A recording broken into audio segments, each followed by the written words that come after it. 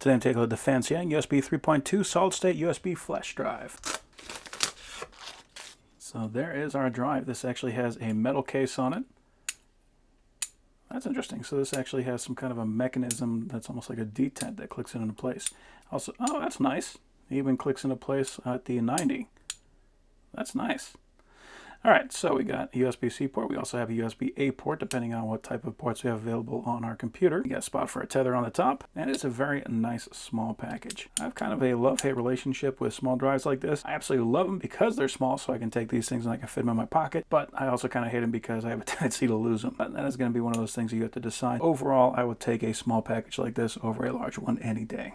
And the only other thing we got in here is an instruction manual, but it is just a USB drive. Okay, I'm plugging this into a Thunderbolt 3 port on this laptop, and it does pull that up right away. And I'm going to copy 15 gigabytes worth of videos and pictures to this drive. And we are looking at about 680 megabytes per second.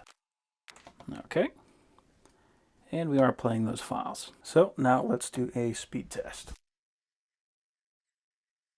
Okay, so we got some pretty good numbers here. So sequential 1x8 process 1 thread, we got 1063 on the read and 985 on the write. For sequential 1x8 1 process 1 thread, we got 859 and 809. For the random 4K 32 process 1 thread, we got 190 and 232. And for the random 4K 1 process 1 thread, worst case scenario, we got 25 and 77. So the fact that we're getting over a gigabyte on the read and almost a gigabyte on the write makes this an excellent fast drive. There's a lot of good things I could say about this drive. I like the metal case. I like the fact that we got both USB-C and USB-A. I like that it's got a very small package. And I like that we got very nice speeds. So overall, that is an excellent little drive.